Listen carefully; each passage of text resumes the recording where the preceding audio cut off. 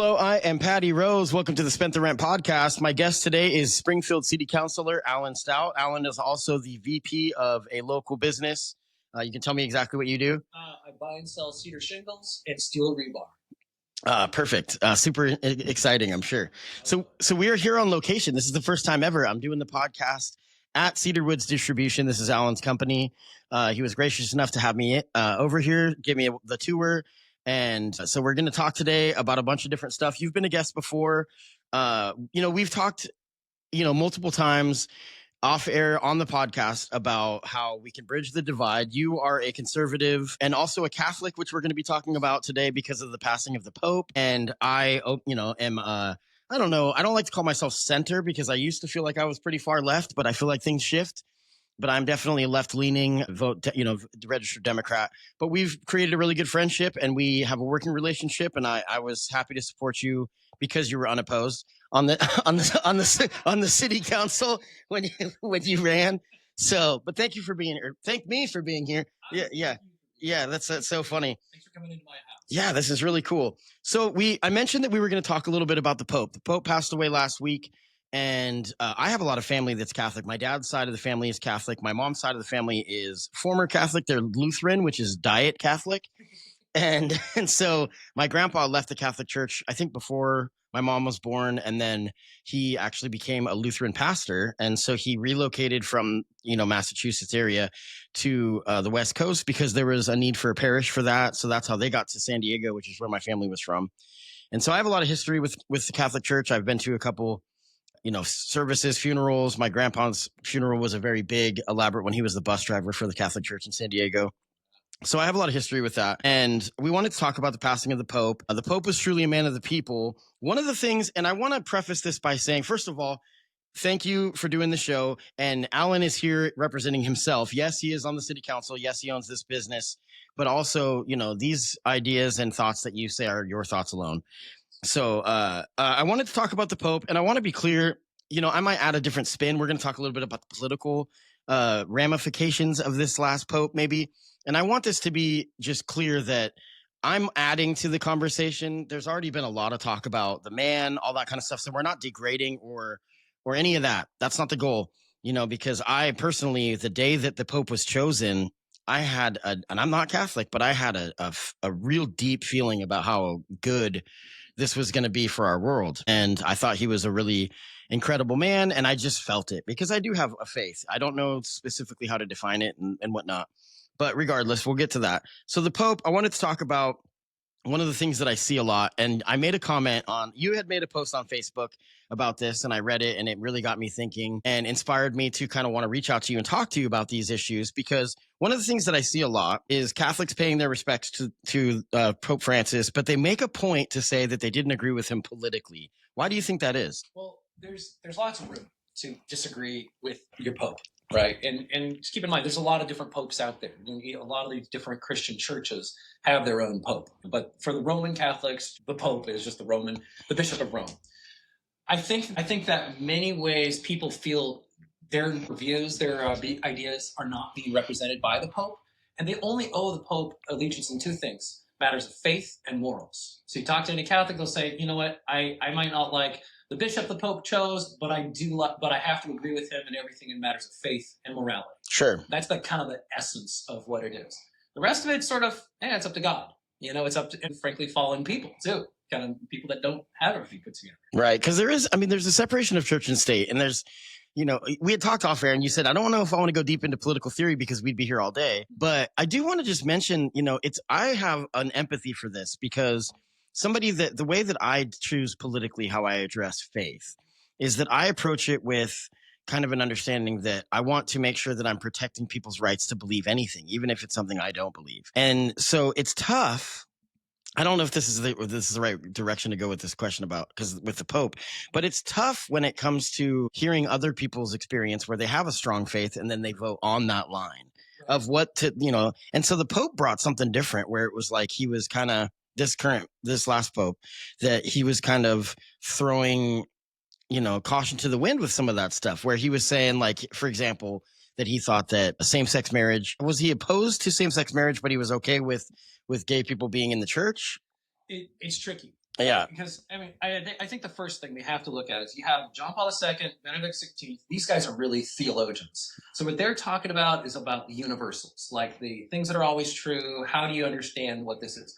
But Pope Francis is really a pastor, and so he was really adamant about where are people suffering and how can I help them in their suffering. So one good example is there's a lot of people that had a previous marriage. There's a divorce, and maybe it was for the right reasons, the wrong reasons, doesn't matter. But like he's empathized with people who say like, I can't get remarried in the church because I haven't gotten a declaration of nullity, an annulment of my previous marriage. What can we do within the church laws to be able to speed that process up? Because I see these people are suffering needlessly, and ultimately they're going to be granted a second marriage, but they have to wait 5 years before they can receive communion. Like that's insane. So like I empathize with him in that way. And I think his other comments about whether it was gay people or trans people or everything else, I think what these are really pastoral comments. They're comments to say to the Catholic faithful, don't you dare treat these people like outsiders. Sure. Don't you treat them like they're, second-class citizens just because they're not the ideal of, a happily married family or whatever with perfectly stable everything. Most of the time, life is messy. Right. So the political argument is that you got J.D. Vance on one side that has this idea of exactly what a person should be in America, which is wrong, in my opinion. Because there isn't one. You know what I mean? And I don't know if that's fair to say that that's exactly what it is, but he's made that clear. He talks about it. And then he talks, there's a push now about well, I don't want to get into that. Anyway, but back to the Pope. J.D. Vance is the last person the Pope saw, so that's an interesting one too. But I don't think that there's any reason. There's nothing there. There's nothing there. That's not. He was already, very ill, but yeah. So let's talk a little bit about just real quick about for you personally. It's got to be a conflict because I know that you have compassion for people you may disagree with locally. I'm so uber focused locally, and I know you are too. And we bounce back and forth between national, but the work that we do isn't going to be effective on the national level. It's going to be effective locally. So that's what's my focus, And so when you're making a decision, and I honestly believe that in Springfield, you're not really going to be voting many times for abortion rights, for example. I think that that's something that it's going to be either a state level or beyond. But where do you deal with that when you feel like, say, supporting someone's rights in America or in Oregon or in Springfield may go against your faith? How do you decide how to vote? That's a really interesting question. There's sort of two. Okay, we have to kind of come up a little higher level. First is if you go to Germany, for example, you'll see like these parties called like the Christian Conservative Party or the Christian Democratic Party. Well, what does that even mean? Right? Like these are the things that are, you have the way that Germany has structured things. They've said, okay, the Christian people or people who are Christians have something to say as far as what goes on in the government. And we agree that it's okay to be represented as a party. That'll never happen in America. Sure. Because we've chosen as a liberal democracy, right? One that is free from the, essential influence of the church. And so you let the opinions of the people who, have a faith, whether Jewish, Muslim, Christian, Buddhist, whatever, they vote as they think within this. And even against their own pastor sometimes. They might vote against their own pastor. They have that prerogative, They have that prerogative. And I think like within Catholics, there's a really clear way you can decide, what is right and wrong. That's a very organized, structured thing, right? Less so in some other faiths. But I think with the Catholics, it's really pretty clear how you do that. One thing I'll add though is, people used to talk about what the Catholic voting bloc is. I don't think that exists anymore. Yeah. I just said there's just not nearly the influence of your bishop saying what you should and should not vote for. Not maybe in the Catholic Church, right? Because it's definitely happening in like the evangelical church, But yeah, here we're going to talk more about Catholics today. But to your point, really, what we're talking about when we're talking about voting is we're talking about what we refer to as Catholic social teaching. So how do we integrate socially with the world around us? And what we've called social teaching has changed so much in even a century. It's gone from like late 19th century where people were talking all about, personal property rights and everybody gets to the full right to their own property versus now where everybody is really focused on, what is my solidarity with the poor? How are my decisions made locally? So it's solidarity, preferential option for the poor. So we're not just, okay, the poor are there. No, there's a preferential option for them. And subsidiarity, the decision should be made as local of a level as possible. And only when you can't handle it locally do you go out. So that's where I'm completely comfortable saying like, no, I'm not going to vote for abortion if that ever came up. Sure. But I'm really focused on what is my most local prerogative. How am I offering a preferential option for the poor? So somebody says to me, you got to represent all of us. I'm like saying, this is my approach. These are the things. If you come back to these three things, this is how I'm going to approach it. So I can't vote against my own faith. Right. And I don't think that it's fair for someone to expect you to. You know what I mean? And so, I know that it's a knock that I will have again and again and again about the separation of church and state and how I think it's really important. But that also doesn't mean that when you go into the booth, or hopefully it continues that we can mail it, but then that doesn't mean that you don't get to then choose the way that you use your morality. And if it's defined through your faith, and that's going to be, that's your right, Right. And I support that. And that sometimes is why I feel like the people that have the ideology that I have with that, where it's like completely open-minded, tend to be a little bit more welcoming to people of all beliefs, because when you vote faith line, it excludes people. There's a situation where how do I don't know where I'm going to go with that. It's tough. It's an age old thing. I've been talking about this since 12 years old, probably. It's something that has always kept me from wanting to define my faith, because I feel like freedom and all that stuff is super important to me. And so I don't necessarily need the structure, but teach their own. I don't know where I'm going with that. So go ahead. So from the religious perspective, I think somebody would say, well, that they would define that as secularism, right? Basically, what is the overall philosophy, life that you adopted? And it's not saying it's unreasonable, right? But just like, hey, this is your point of view. So I guess I'm kind of curious, from somebody who's not professing a particular faith, what do you find to be your point of ultimate concern? Like, what is the thing that really drives you, or is it just like depend on the day, or you mean my concern with the world, or with? So we're to focus on faith and politics, right? Mm-hmm. So you're going to the booth. Well, I know what my faith is, and mm-hmm. I know how I'm going to vote based on that. And just as I would expect a Jew to know his faith, or whichever way that is, or even an agnostic. But I'm just kind of curious. Like, it's tough, because I wish I could say that it was that I would hope that I could vote to not infringe on the rights of others. So that being said, though, gun rights, for example, comes in to play where it's like, okay, so we're going to have to make concessions here, because it's the rights of the individuals that are being hurt by these people. So that comes up with another thing about maybe trans rights, for example, where I'm going to support someone's right to be able to live the way that they want. Now, in sports, that's a difficult conversation. I'm not as open to that, because I do, especially in combat sports, where I'm like, no, a biological male is going to have an advantage. So these are difficult things where you have to make a choice. I'm going to tend to lean towards almost libertarianism when it comes to rights, because of the fact that I think it's not the government's role, and it's the role of organizations like your church, or different groups that have these kind of think tank opportunities where people can come to adopt customs, so what were we going to say? I was going to say, so on a political theory level, let's go that direction. I always think of the government as having only three essential tasks, and I always kind of push on this. This is something that does come up in the city level frequently. Number one is a ban on things that can be bought and sold. So we don't buy and sell drugs. We don't buy and sell human beings. These are things that are important to have a ban on the sale of. Number two, and you support that. I do support that. I think in most cases, this is a classic conservative argument. Support the right to have the conversation, essentially, because even with guns, I'm sure it's obviously you're like, I'm gonna, Yeah, this is, but I was just saying, in terms of conservative classical political theory, these are the three pillars. One is a ban on things that can be bought and sold. Number two is coordination, things like stoplights, stop signs, making sure the water flows, and then three is a social safety net.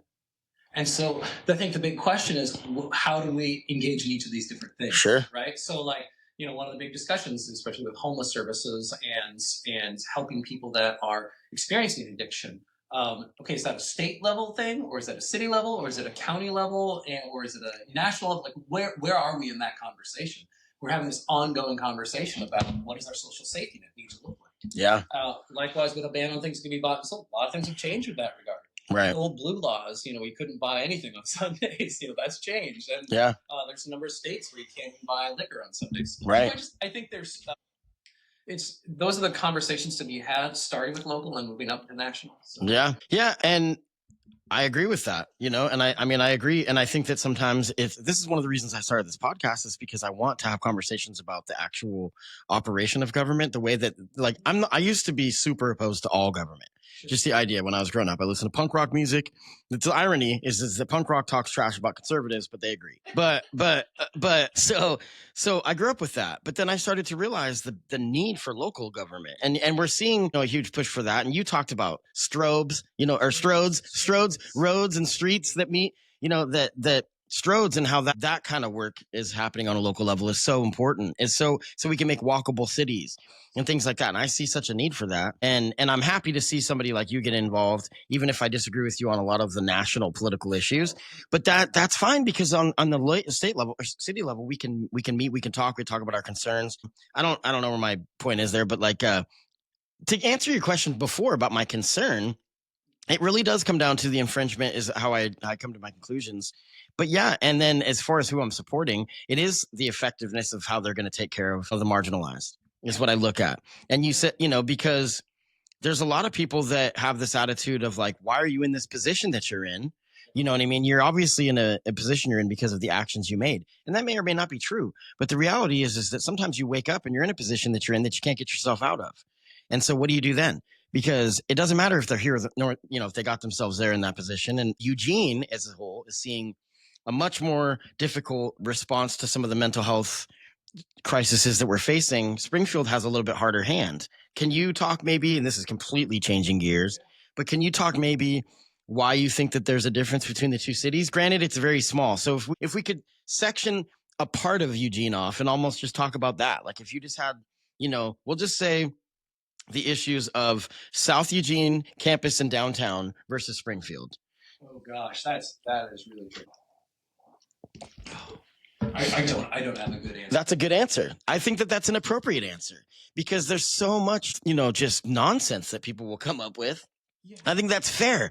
And I think that there's something to be said in Springfield for mixed government, meaning that representation, I don't know the statistics. I think it's like 53% blue, 57% blue. It's somewhere in that range where it's real close, and everyone's, oh, it's super conservative in Springfield. I'm like, no, it's actually called logical. Is what it is a lot of times. Now, that being said, there's going to be people, if you read the comment section for stories about Springfield and you hear people talking, you might be disappointed, but that could be said for anywhere in the world, and I don't know, but I scratch my head sometimes looking at the way that Springfield is being ran compared to Eugene. I think Eugene is just such a mess. Now, they're very different animals. Obviously, Eugene is double the size, if not a little more, and they've got other issues. But I mean, the hospital closure and the fact that the electeds that I've talked to from Eugene just don't seem to think that that's a big issue, that they're like, Springfield's got one. I'm like, yeah, but you don't.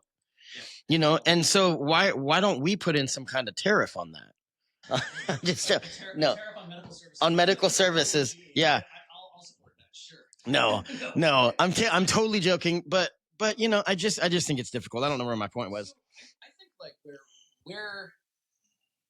we've inherited a bit of a mess, all of us, and all of our cities are basically financially insolvent. All cities. And a lot of that has to do with the way we've developed cities. And this is not a Eugene Springfield issue. This is a national issue. Cities don't take in enough taxes to cover the basics that people are expecting the governments to give them. We've bought into what I call a growth Ponzi scheme, where the only way cities can continue to fund themselves is by building. And we get sprawl. And it creates a huge difficulty, on a city level. If I'm like running the city as a corporation, it's a public corporation, so it needs to benefit the public, right? I'm interested in those choices that are going to, yes, create more tax revenue, but also create a more livable city for more people. Walkability is number one on that. Have your views on this changed since you've gotten on the council? No? None? No. Has anything for you changed? I think my respect for the people on the Springfield the city management and the staff. Absolutely. Things I saw. I went to the drug court graduation. I saw that, yeah. That was spectacular. It's just so beautiful to see people that frankly owe a debt to society, see that debt forgiven, and then they can walk out fresh and clean and sober for at least, a year, and watch them like have every hope and every intent that they are actually going to be able to make a new life for themselves. Yeah. Return to their kids, return to their, Sometimes and I don't like to compare people, but sometimes the best people of all of us are the people that are addicts, former addicts, because of the fact that they've gone through so much pain. The reason that they got into addiction, there's many reasons, but a lot of times the reason is because they had, deep, sometimes it's empathy, honestly, that they're trying to hide. They're trying to downplay, where they have this deep feeling for a lot of the suffering in the world or whatever it is. There's so many different reasons. Unrepentant on that. They just do not wish to make the change, or maybe they say they want to make the change, but they're unwilling to do the hard things that cause them to make the change. Absolutely. So now back to I got way sidetracked, which is what we do on a podcast. Let's get back to talking a little bit about the Catholic faith and the Pope Francis. So now when they talk, my first question, we're going to go all the way back. He was somebody that was pretty outspoken. Some would even say a lefty Pope. And I've been, hearing more and more about him. One of the goals that he had was to bridge the Aramaic religions, Christianity, Islam, and Judaism. Can you talk about maybe how that was different for him from previous popes a little bit? Well, again, you're talking about two very theological popes versus one very pastoral pope, right? And so, when you say, not to interrupt, but when you say pastoral, I know what you mean, but do you think that he's more community driven by letting the community speak, and then that kind of leads to how you're going to do it, as opposed to this is the way that it's written in tradition? Yeah. So the previous two, you'd say, okay, they're looking at what do the great thinkers think? How do I systematize that? What does Scripture say? How do I systematize? How can I explain with modern words what the system tells me to believe? Right. And so the question the critique is always, if something is working practically, but does it work in theory? Right. It's a joke that if you're a very theologically wonder, does it work in theory though? Whereas Francis, he didn't care. He said, no, I'm going to do what I think is right in any given moment, and we're going to invite people to speculate on how this makes sense within the Christian tradition. Is what I'm doing by breaking protocol, is that a Christian emanation? Is that a movement of the Holy Spirit? Yeah, of course. Sure. Tons of times. And so I think where conservatives have issue with the Pope is that he didn't take the time to really systematize his thoughts. There's some other critiques of the Pope. I mean, sure, and there always will be of every Pope. Yeah. John Paul II had critiques of him too. He's 16. He had critiques of him too. So I want to walk away too much from the individual infractions that a Pope might make, but I'm saying, did he achieve a result with Islamic Jewish nations? I don't know that he achieved the result he desired. Yeah. I don't know if he had time. That's like science in a way that it's just you're never gonna finish. It's constantly, you're gonna have to pass it on to the next generation to keep pushing forward. What it is, and what it was in many ways, was a charge to the theologians, the guys in the academy, those who were training their young seminarians and priests. Hey guys, think about how we can be better neighbors to Islam, and how can we be better neighbors to those others around us? And I think that's something, honestly, as I come from a conservative theological training, but I don't think I started to realize and appreciate, frankly, until his passing. And so that's been something recent. About him, you're saying? Yeah. At first I'm grouchy about it because I don't like some of the small micro. And I think that's fair. I'm here talking to you, and this is all I ever ask. I don't care what someone thinks. Well, I'm okay with allowing someone to think something different in my mind. Of course, I'm going to allow it. But when they're willing to approach it in a way that this is what I think, what do you think? And not try to be you don't get to. It's ironic that I just said that I'll allow it, but I mean for my own space that I'm going to spend time with them or whatever, you know what I mean? And so I'm inspired by people thinking different things, and with the way that they look at it. And I totally agree with what you're talking about. It's about, even without my defined faith, it's very, very important to me how I treat my neighbors, even if I disagree with them, especially if I disagree with them.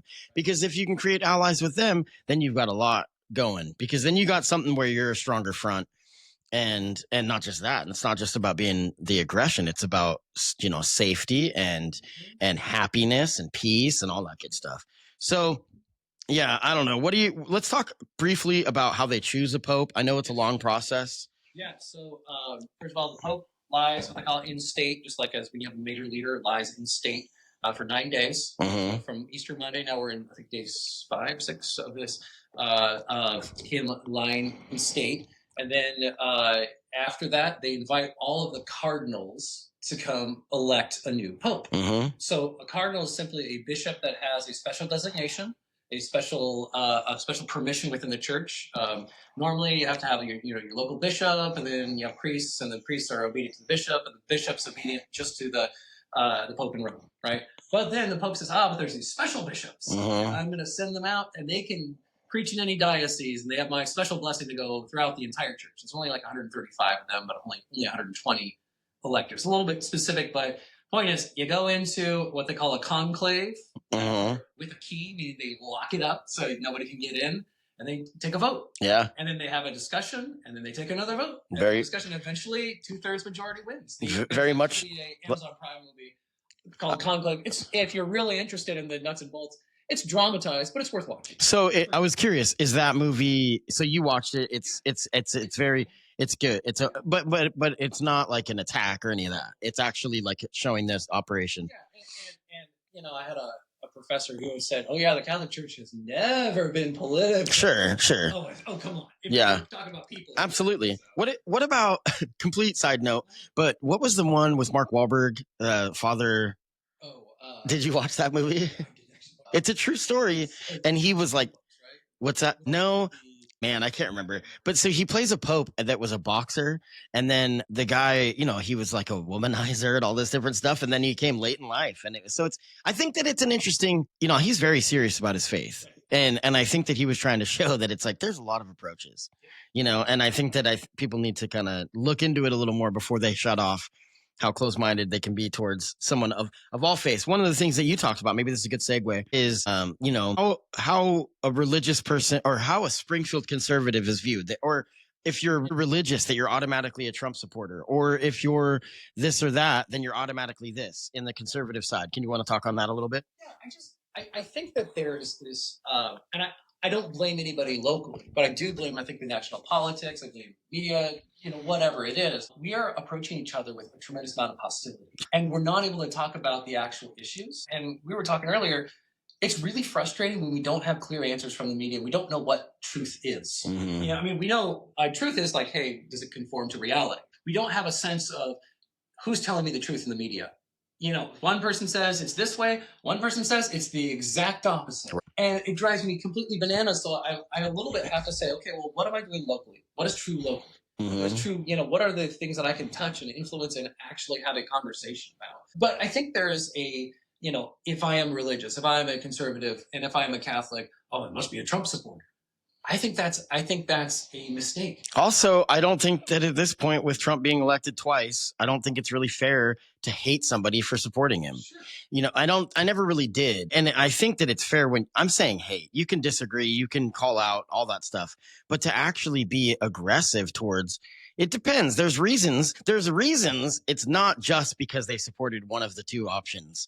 There's reasons if they're like, I want to make sure that trans people suffer. Yeah, I'm not going to like that too much. Neither are you. And it's tough, but I think what we have to get is we have to stop talking about the politicians, and we have to start talking about specific the people. Issues, the people that we're affecting. Politics have become our new national religion. 100%. And that's what become our point. Which is super wrong. It's funny. It's like the separation, but it's like it's gotten so much steeped into, because even morality sometimes, in my opinion, is not a political situation. Do you know what I mean? It's like I don't care what you think about my rights. They're my rights. Sure.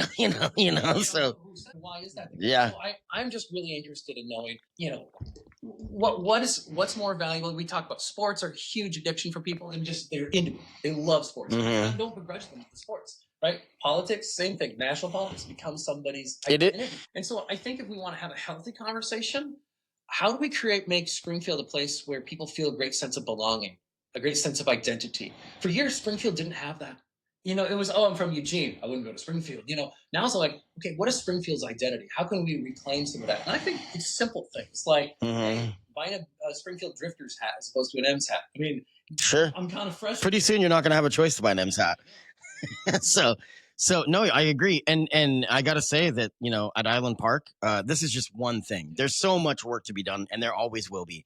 But at Island Park, multiple times during the summer, there's events put on by the city, put on by private people, that are opportunities to celebrate all that is Springfield, and it's amazing. It is amazing because you do see there's different cultures in town. I live kind of on the cusp of Thurston, and it's been made clear by the Thurston people that I do not live in Thurston. And so, but I joke because I have this disgusting trait where I love and respect people that I do not like. And so it called me crazy. Well, I like you, so I want to be clear. But like, there's people that I despise. Anyone that is at Albertsons at any time. Everyone. No. So. I say that to some of my customers. Yeah. Well, yeah. No, it's just something goes on when you drive into that parking lot. Your brain turns to anger. I think is for every one of us, me included. So the irony of it is, I'm like, all these people are rude, and I'm so fired up that I'm like, I'm one of them. So I realized that later. And that's where it comes back to this local conversation.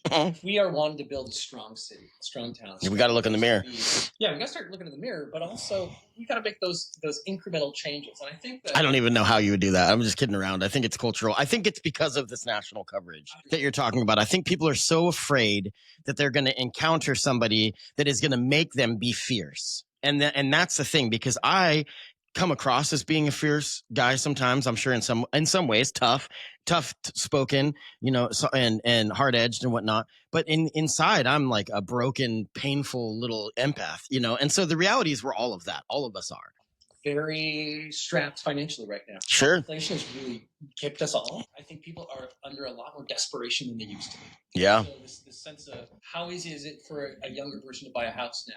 How easy is it for us to afford groceries? My grocery bill's tripled in 3 years, right? Yeah. I have 5 kids, but still, yeah, only 4 of them eat, and it's still very hard. We're in this mode of desperation, and I think people they're desperate to find that next level of prosperity, of freedom, of calm, where they're not constantly harried and being forced to go everywhere. Yeah. And where you live can make a huge difference with that. I want to change gears and talk a little bit about Trump. I wouldn't be able to live with myself if I didn't have a conservative guest and we talked about Trump. The first time I met you, and I hope it's okay to talk what we said off the record. So we were at the fair, and me and a good friend of mine, he's actually going to be on the podcast on Sunday, Thomas Yuta, and he's running for office. So on your ballot, if he's Thomas Yuta, he's running for Lane County Special District director. It's an educational thing. Definitely vote for him. I think his opponent's not even in the voters pamphlet. So hopefully that goes well for Thomas. Anyway, so him and I approached you at the Republican tent, and you were super awesome. We hit it off. We talked for like 20 minutes, but you told me right off the bat, and you were surrounded by Trump signs. And you told me right off the bat, you're like, look, I wish that all of this stuff was some of it's okay because that's the guy that they're picking, and I support the people making the choice, even if I disagree with a lot of what he is about, him personally. Do you have how does it work locally? Do you speak your mind in meetings where it's primarily just your conservative friends? Are you, I don't want to say anti-Trump, but are you kind of pushing back when they are just so all in? Because I know that sometimes will be a career suicide for you. And I think there's a lot of things to that. One is, how do you treat people, right? It doesn't mean no good to bash Trump to a conservative, or I would call him a Republican. It doesn't mean no good to bash Trump to a Republican, because they truly believe he's got the best interests of the country, got the best interests of the city at heart. They're bought into that. And I think they're telling themselves a story that we can argue whether or not it's true. We don't know yet. Yeah, we don't. I hate to. I'll even say that like even. I mean, I'm pretty sure we do, but things can happen. So it doesn't mean no good to poop on their hope and their dream, because they're just looking for some new inspiration. We need desperately in this country is a new version of the American dream that is respectful to what the founders put out there, but also takes into consideration some of the new nonsense that we've encountered recently. So I don't push back on Republicans. I just say, you know what? Thank you for your support, and thank you for the support of this. That said, if you ask me what I actually think, sure, take a minute to say, sure, I don't think Trump's a very good conservative. That's probably that's a smart way to handle that politically. I mean, it is. Yeah, and I don't mean that to be a knock. I mean that to be that's tact. Do you know what I mean? Like, it is tactful because we're talking about human beings. Yeah, we're talking about how do we treat each other in there. And it's pain. It is. It's pain that they feel, you know? And so much of it's the how, not the what. Yeah. You know, like the Doge cuts come to mind. Like, there's no politician that would have ever been able to make any of those cuts because it would have been you have this system that continues to promote more and more and more spending. Hey, I'll support your stuff if you support my stuff. Well, guess what? It takes actually a third party to really come in there and knock those out. Was Elon Musk the right choice to do that? Absolutely not. But he cut out way too much so quickly, and it needed to be done with a scalpel, not with a giant machine. It is funny, though, for conservatives that we're not worried about climate change, because Elon Musk gets in, he does a bunch of stuff that the conservatives like, and then Tesla stocks plummet so that the number one electric car company is now in trouble, even though they're the only ones that'll buy them now. It's just such a crazy world that we live in. Yeah, I mean, Elon Musk showing up with, if you ever get into a different level of government where you're able to control the purse, don't show up with a chainsaw. That's all I'm gonna say. That's all I'm gonna say. That's all I'm gonna say. And I do think this is really important. This is something that I would like all of Springfield to hear. Sure. Stop thinking that electric cars are going to save the environment. Yes. Yeah. Actually, it's going to be increasing walkability and bikeability. That's going to be the number one thing that saves us. It's also going to increase your safety. It's also going to increase the mental health of your kids. See, I love that that's where you're at with this. This is something that we agree on 100%. Is that it's not about what type of car you drive. It's about less cars. It's that simple. And I heard a statistic recently. It was on my podcast. One of my guests was saying, so I haven't checked the accuracy, but I trust them, that it's 1.6 passengers per vehicle or something like that is what is on average is what is. I thought it might have been national, might have been Oregon. I can't remember. But regardless, it's not enough that there's all the, and the damage to the environment. And even with electric cars, you're still making steel and all these different, or whatever, maybe they're made out of plastic, but it's usually from excuse me, I say this from the steel business, but like it's a higher grade of steel. So yes, you can make it from recycled materials, but it's also. But you still have to make it. And so when you make it, you're using oil, just period. Like no matter. And I also worry about the waste of electric vehicles that, I mean, I have a hybrid, which I also think is a cool way to go. But I also think it's a stupid way to go as a consumer because you're like, here, I get all of the benefits of a motor vehicle, like I have to do maintenance constantly, because I mean, I think a Tesla, you just that's it, like tires, Yeah. Is that it really? Do they go through them quick or? Sure. They don't peel out as fast. Yeah. Also, you have to have a very high strength. It's just, we're getting off track, but it is bizarre to see, like you said, one of the wildest flips in such a short amount of time, how Elon Musk could be the wonder of even Silicon Valley, but Silicon Valley, I don't care what they think. Please. How can we all get along with each other and make Springfield a better place, right? Stop talking about Trump, period. Stop listening to the national news. Okay, yeah, I'm going to look it up, but like really to understand that we have to take it with a grain of salt. And that's my. I agree to an extent. The immigration stuff is tough because it's a losing battle to cry foul constantly. I'm not going to use names, but there's a good friend of mine who is a Springfield person, and shout out, he'll know I'm talking about him. And I don't mean this to be a knock, but he is constantly look at this. And I've done this as well. And I realize that I'm like, I need to stop because with Trump, it's like, I need to pick my battles, but I'm not going to not point it out because the thing is that I do really believe that we are dealing with what might be the last election. I truly believe that. And that's maybe I'm blindly optimistic. I hope so. And that's fine. And I hope so. But I mean, I truly believe that they are positioning themselves. I mean, what is your take on the Constitution about him running a third term? So they are saying it, constantly that's going to happen. Steve. Yeah. Yeah. I just. They're selling. Donald Jr. literally yesterday tweeted a picture of hats that they're selling on his. That is it the emolument? What is the clause where emoluments? I think that might be it. Yes. Regardless, you're not supposed to be able to sell. You're not supposed to profit off of your office. And he is selling hats and crypto coins, and the crypto coins are a blatant. This is why I think people do need to be paying attention and calling it out. Because the cryptocurrency stuff is a blatant way for him to sell influence. There's no question. What we're seeing is not normal. And so as a conservative, I don't understand how you could be for, not you, just anybody could be for Trump. Now, if I was in your position, I think in my circles, I would be like, guys, we need to look at free market. How is what he's doing free market? I'm obviously I don't know a lot about tariffs. One of the things that Trump has done is he's allowed us to learn about every single area of our government because he pushes and pulls and shoves and does the different things to the different levers and the different buttons and all that. And that is probably in the long run. It's funny that the person that understands civics possibly the least of any of our leaders in the 20th century, this is the nicest thing I'm going to say about him, he's probably going to lead to a much more civically minded populace. I'll say this: his decisions have been nothing but kind of rattle the cages and create a tremendous amount of uncertainty. And so, my business, our sales and revenues are off this year, frankly, because it's tariff on, tariff off, tariff on. Mm-hmm. It's this knee-jerk reaction. It's duck season versus rabbit season.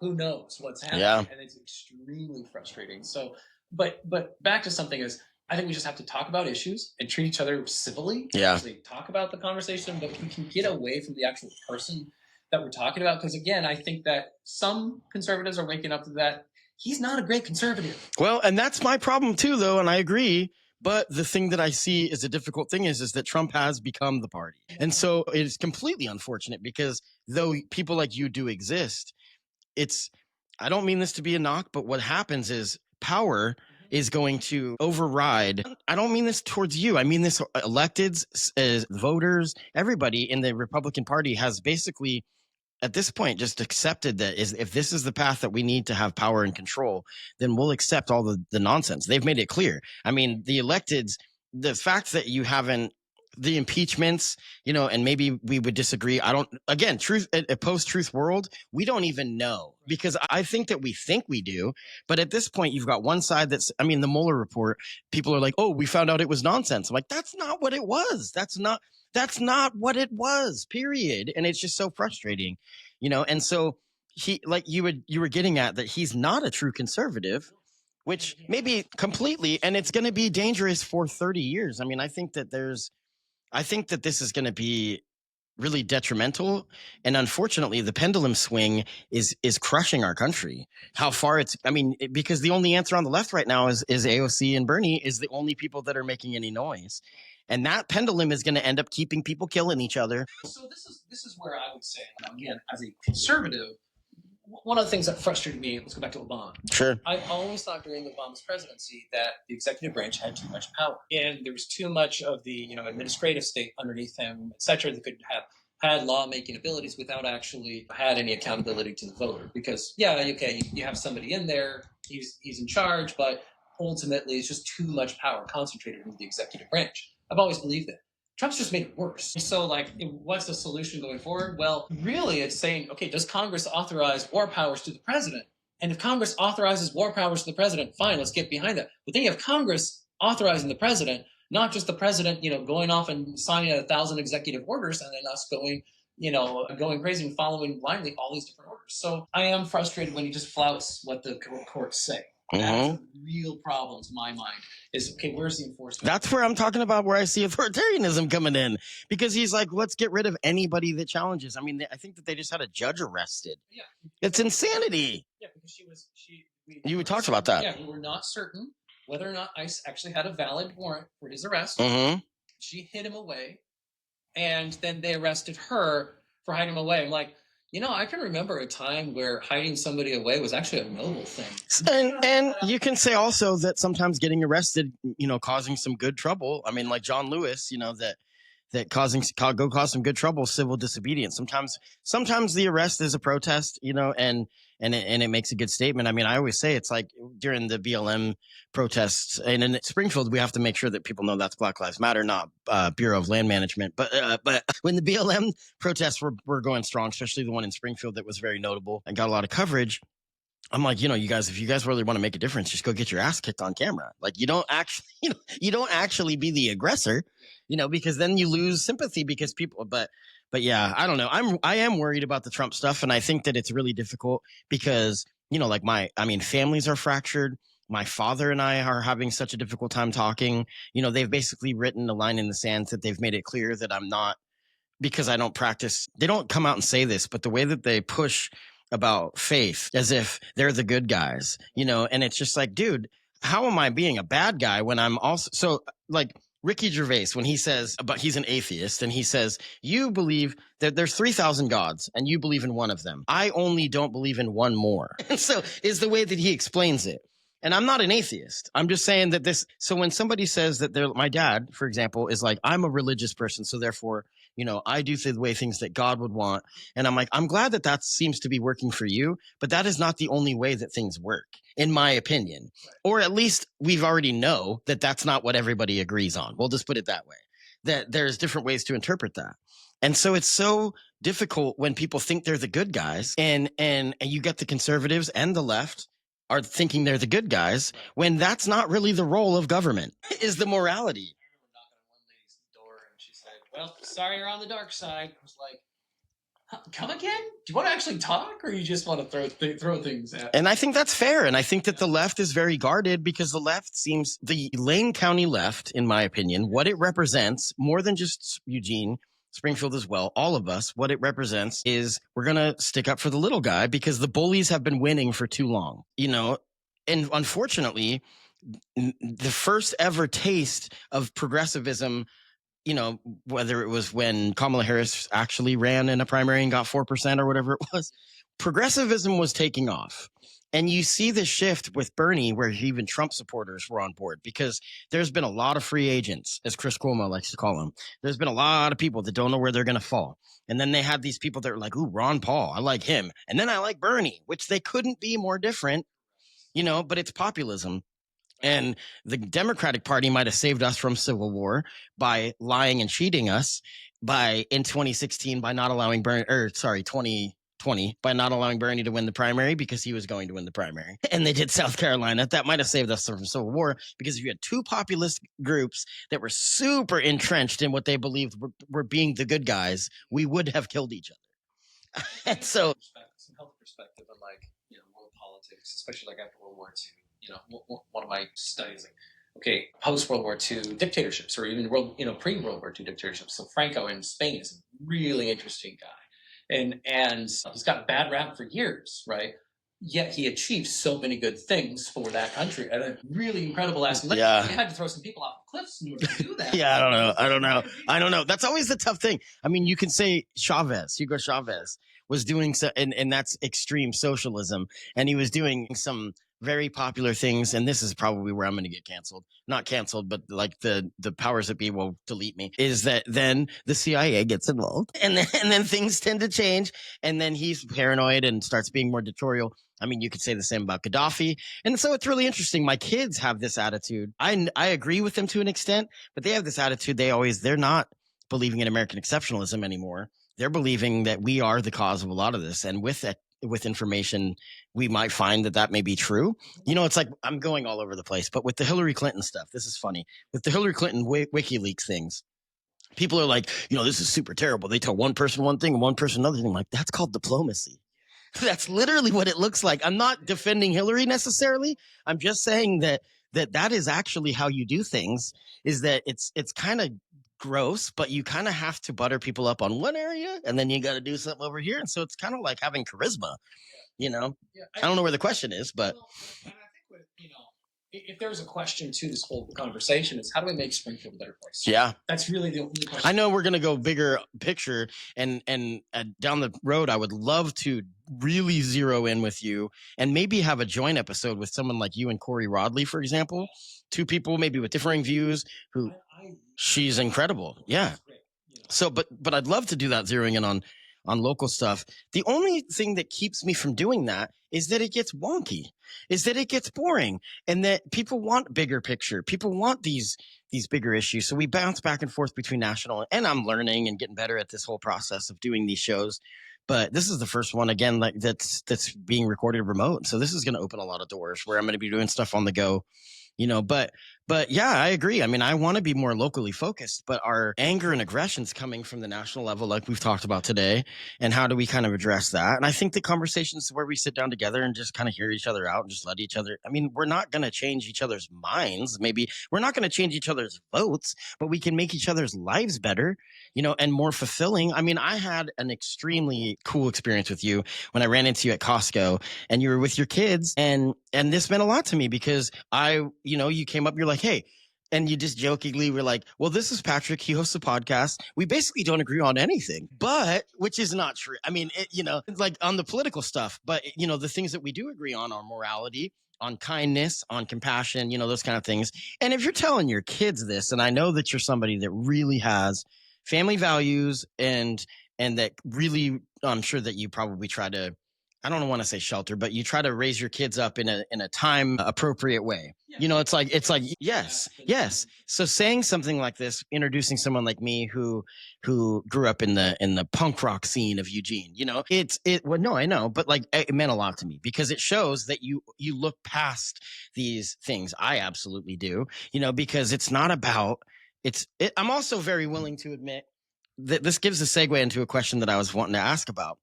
What is your thoughts on Bill Maher and the response? Not Bill Maher as a whole, because he's an asshole, but he's an inspiration for me because I'd like to be the Bill Maher for Lane County. Now, that being said, Bill Maher is a rich prick. I'm not that. But what I like about him is that he's willing to break bread with the Kid Rocks and the Steve Bannons, which by no means am I comparing you to either of those. You're somewhere in the middle. I'm just joking. No, but of Kid Rock and Steve. No, I'm just joking. No, I know. I'm not even close. But the point is that he has friends beyond politics. And then that allows him to then sit down and talk to him. I thought his trying to save face with some of his base on Bill Maher's base. Well, so he met with Trump. He went to the White House. He said he was super gracious and super kind and charismatic and all this. And I'm like, well, yeah, that's because he's been charming. He's been charming since the 80s when he was on Lifestyles of the Rich and Famous talking about having sex with his 2-year-old daughter. But which is true. I mean, he was like, hopefully she gets my wife's boobs. And I mean, it's just disgusting. But anyway, it's true. Yeah, no, I know. But anyways, yeah, I don't know where I was going with that. Yeah. I ruined such a nice moment. You really did. But I think it comes down to like, okay, are we focused on these local things? Because I have no hope for the national government saving us. I have no hope for the state government saving us. I literally only have hope for like what is possible locally. And so what are the small things we can do locally? Here's the challenge, though, for somebody that would vote more conservative, tends to be against taxes. We're going to have a tax restructuring if that's going to happen, because we will have to have tax revenue on the local level so that we have the money, and I've been a supporter. I mean, I live in Springfield, so I support this fully that Eugene puts a sales tax in, but because I would only shop in Springfield. I do think that they do need one because they have, for example, and it's something that's a non-starter because people are like, that only is a tax on the poor. And I'm like, no, it's a tax on the rich that is using Eugene's resources because we have all of these students that come here. And so, yes, it's a tax on the poor, but it's a tax equally on everyone. And I actually support it. And there's reasons not to. Now, I know that you might not. And this is the thing that's going to be that we cannot slash our federal budget and then have the slash to the local. Because what people don't talk about, I've got many friends on the county level that work at the county level, not political. They are the workers. Yeah. They're the ones that keep us safe in ice storms. They are the ones that make sure that they're doing what they can to try to find as much beds, 4,000 people that are homeless every night. And that their jobs, Health and Human Services, granted during COVID, they went insane. They wrote blank checks. So some of it didn't need to be reined in. But with what they did with Doge, the cuts have now hit us and it is astronomical how much has been slashed. And it is going to devastate our local community. And there's going to be no relief because of those taxes. So how do we remedy that? How do we remedy a redistribution of the tax setup from federal to local? Right. And my political theory, I mean, this is not what's in the Constitution, right? Sure. But, if I had my choice, we'd pay our taxes to the county first, the state second, and then the national third. I completely agree. So like, surprisingly, this is just like, that would make sense to me because then you have people at the county and city level, those are interoperable, controlling what we're doing with our money. Now, the problem here is that we don't have enough money to pay for even the basic services. We don't have enough tax revenue to pay for public safety in Springfield. Like, that's why we have to have that. Public criminals, that. I just saying, well, there's my show. Well, up and up. Luckily, all the voters on your show are voting for the fire levy and the police levy because that's what actually keeps us safe in this way. So, and I will always be a proponent of public safety first and foremost. And real quick, not to get too but every time I've ever been in a DPLC meeting, because I am still sort of a precinct committee person for the Democratic Party, I am, but I don't go to meetings. I'm kind of burnt out. But that being said, every single time a vote has come up by the Democratic Party locally about supporting the police, they have done it 100% of the time. Yeah. And when I say that, for the Springfield voters that are listening that may have their ideas about Springfield liberals or Eugene liberals, no, they support the police. They just want to make sure that the police are being fair. That's all. And even this most recent use of force report was exceptional. Yeah. It's amazing how high quality our Springfield Police Department is. I agree. Just how well it's the run. extremes of the party. What's really interesting is that the extreme of the left isn't really in power. They have a lot of TikTok or social media voice and whatnot, but they're not, even the progressivism of it, part of it, isn't really in power. Unfortunately, it's just the corporate Democrats that are in power. Right. On the right, it is kind of the extremism that's in power, with Donald Trump on the national level. We're talking national. Local, I think that, you're not going to get elected on a local level if you're extreme. So, I mean, you're not wrong, but I want to go back to something though. When we're holding out our hands waiting to be saved by the federal government, we're also holding out our hands as shackles. Yeah. Because every dollar that comes from either a state or national level almost always comes with some, there's a trade-off. Attached. Yeah, sure. 100% strings attached. So, and I always say, and this comes up with roads, because like as a city councilor, mostly we're looking at, okay, it's roads. Is that a state road, a county road? Whose road is this? And I always say, okay, should we even say yes? Now, we all agree we should be paying for road maintenance, right? Like, hey, get rid of potholes as fast as possible. And sorry, all you have to wait till summer to patch them. Otherwise, the patching just goes away too fast, okay? But what I'm really interested in is saying, if we have too many roads, can that actually create a detriment to the city? Main Street being over-engineered as it is actually a detriment. Why do we have so many deaths? It's because you're having 45-mile-an-hour traffic. And you have bike lanes next to 45-mile-an-hour traffic. Sorry, every crash over 20 miles an hour is fatal. Like, this is insane. So Again, back to bikeability and walkability, it was insane for anybody to ask. And it was a conservative on the council that suggested it shouldn't be that way.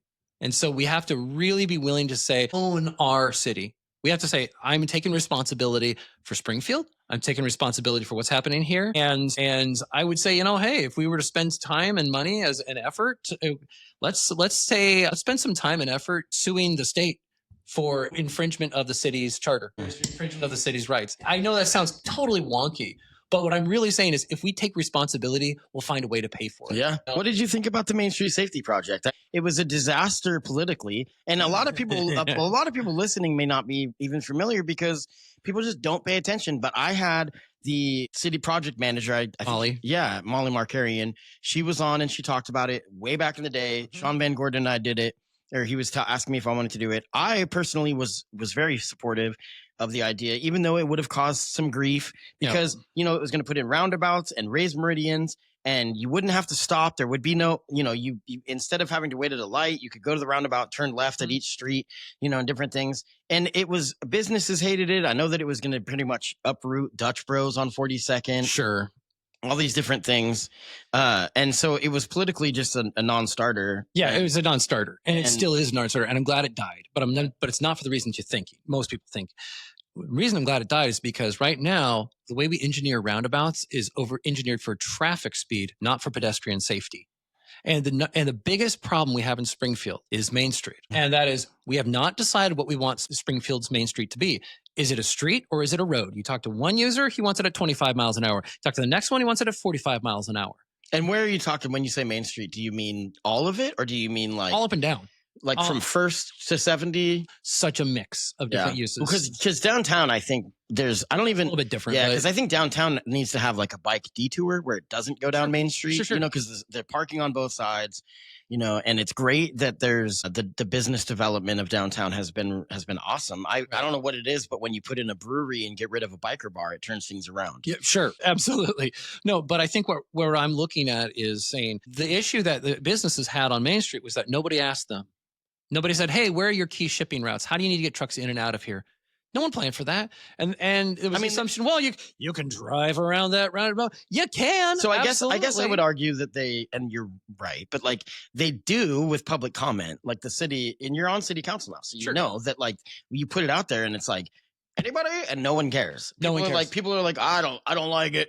And you're like, and it's just so frustrating. I don't know. Yeah. And again, it's a huge project is way different than a small project. Mhm. And so like, what's the first thing that I would do differently? And I brought this up in our council, things I want to look at within council. And I don't know if it's possible. I just don't. Yeah. Looking at maybe, do we look at two-way Main Street again? We got 2 bridges. There's no reason why we couldn't look at that again. Pioneer Parkway is going to have to be a road, and it's a pretty good road because if you look at it, there's not a lot of access on Pioneer Parkway, right? There's not a lot of streets that dump into it. There's streets, but like not like individual lots that dump into it. Yeah, there's Right? F Centennial. Yeah, exactly. Yeah. And then there's You got to be a real Springfielder to just know off the top of your head that F Street is off of Pioneer Park. 100%. Yeah, no, I know, That's the but I only know right what you're inlet. talking No, about. I know. And, It's true. I and spent so, many a day on that.